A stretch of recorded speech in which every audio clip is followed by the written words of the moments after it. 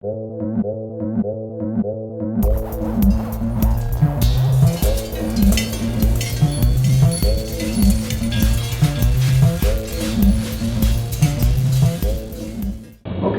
so you're ready? Yeah. I think so. Okay, cool. I'm scared. You should be. Yeah. Welcome to Lutakko. And Thank you. welcome to LTV, Aaron and David from Red Fang. Yes. Cool. So, how's the tour been treating you? I think that it's not unfair to say that it's maybe the most successful tour that we've been on so far. Okay. I don't know. It's been really good. Almost, I don't know if all the shows, but a lot of the shows have been sold out. Yeah. And the ones that weren't sold out were very close, so it's always really good crowds, and yeah, it's been really good. Yeah, that's really, really nice to hear. Yeah. But we'll go a little bit further to history, and because there's like hundreds of different music genres, I would like to know, how did you end up playing stoner rock? Why did you choose that?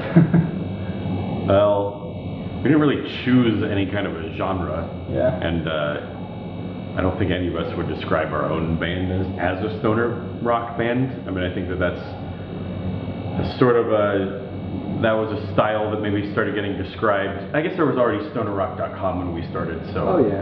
Yeah, so, but it started getting much more popular, like kind of as we started getting popular too.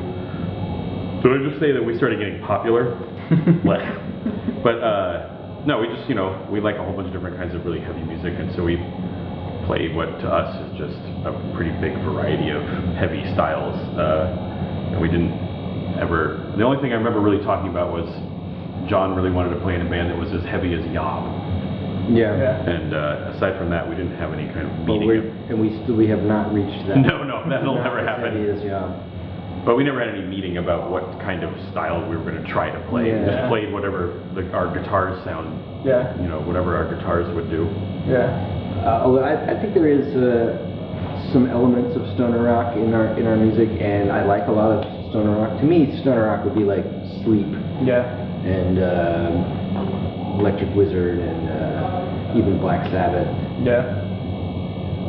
Anyway, so yeah, we're not really trying to do a specific genre. Yeah. We're just doing what we like. But yeah, I don't mind being called stoner rock. But Yeah. I don't think I would. I just would call it heavy, loud rock or something like that. Yeah, that's a cool genre too. The Shrine and Lord Dying was part of the tour also, but they finished it already. Why did you choose to come to Finland, and you're playing in Russia too? Two shows there, right? Mm-hmm. So why? We were already over here. Well, yeah, and there was an offer from a promoter in Finland that said, do you want, I can do these 4 shows for you. We played a couple shows here already. Yeah. In 2012, and I remember It's good timing. Yeah. So it worked out just right to add it on to the end of the tour that we'd already booked with those guys, and then the Russia offer came through, and we've already been to Russia twice actually. You've been touring now like something around 1 month and playing almost every day, right? Yeah. Is there some specific things you do when you feel really homesick and feeling like everything is falling apart, or do you feel at all like that? Did you want to? Well, just I don't have phone service when we're in Europe, but I can if I have Wi-Fi, I can text. So I text with my girlfriend, and that's my way of staying in touch. Yeah, I don't really feel like things are falling apart, although I do miss spending time at home with my girlfriend and other friends. But yeah, I don't really feel like I don't get that feeling. But sometimes I'll be like, after playing a show every night for 2 weeks or whatever, we had 3 days off. One of the days was a travel day to get to Finland. Yeah. But sometimes I'm just like, I get a little exhausted. But then once I get on the stage and we're playing, that all just kind of goes away, and I'm having a good time again. So I don't know. I miss being at home, but I also love being able to travel and play music around the world. I feel really lucky to do that. So it's worth it, and it's good.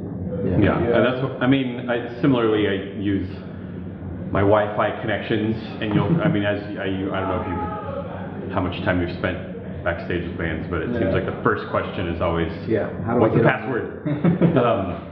Yeah. So, you know, I do Skype on the phone or on the computer with I have a wife and son back home, so it definitely can get pretty challenging sometimes to be away that much. And, you know, like even just like seeing other kids sometimes makes me miss my son like crazy, so then I just I'm like, send me a picture or whatever, but sometimes it's the middle of the night so nobody's awake. But,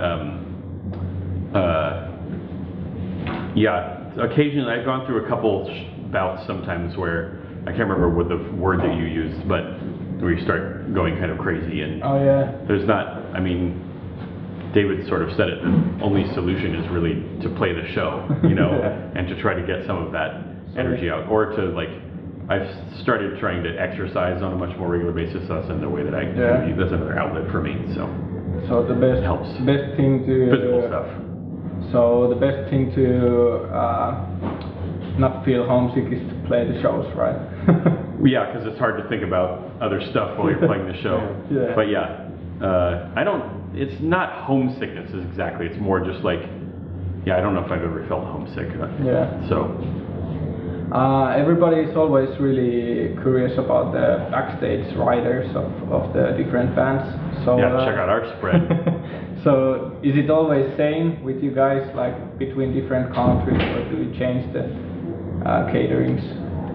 Oh, we don't. The rider stays the same, and it's also, but we never know what the rider actually is that the club is getting, because it seems like the venues might be getting different riders, because it's pretty mysterious. But we've changed it a few too many times. I think it's kind of confusing. But we're pretty easy. It's just sort of like, give us just some crunchy snacks and some beers and waters, and that's good. So no like World War II tanks or anything like that. Well, we used to have some. Did you see our rider? No, because we did have that on there. Really? Yeah, we had a Sherman tank as a thing on a rider. You seriously haven't seen our rider? I haven't. Yeah, I just came up. That's for like. That actually was on our rider for a while. And a white pony was on there for a little while, just to be silly. And there's an autographed photo of Don Knotts. I think was on our rider for a while. And we actually got some of these things a couple of times. In Chicago, we got a little toy white pony and a little toy tank. And there's the clubs in Denver also did that a couple times. And I can't remember where the Don Knotts, but there was one where they took a photo of Don Knotts and taped it onto a bottle of wine, and it's a fake autograph. I think he was already dead by that point too. But it was. I remember it actually said a clean, well-oiled Sherman tank. That was on our rider. I can't believe you read my mind.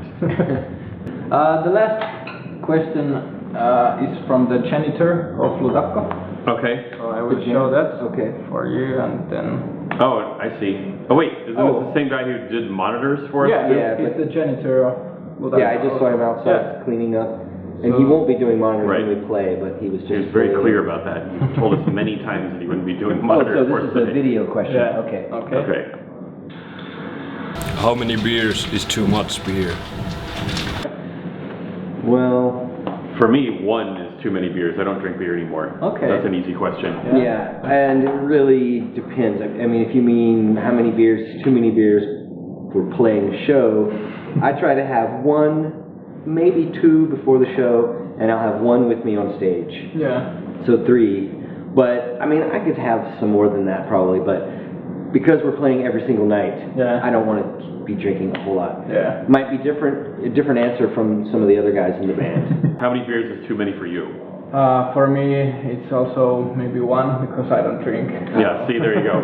I actually quit drinking for a while. I've started drinking again, especially since I've come to Finland, because I also go to karaoke. And I might actually go right before the show.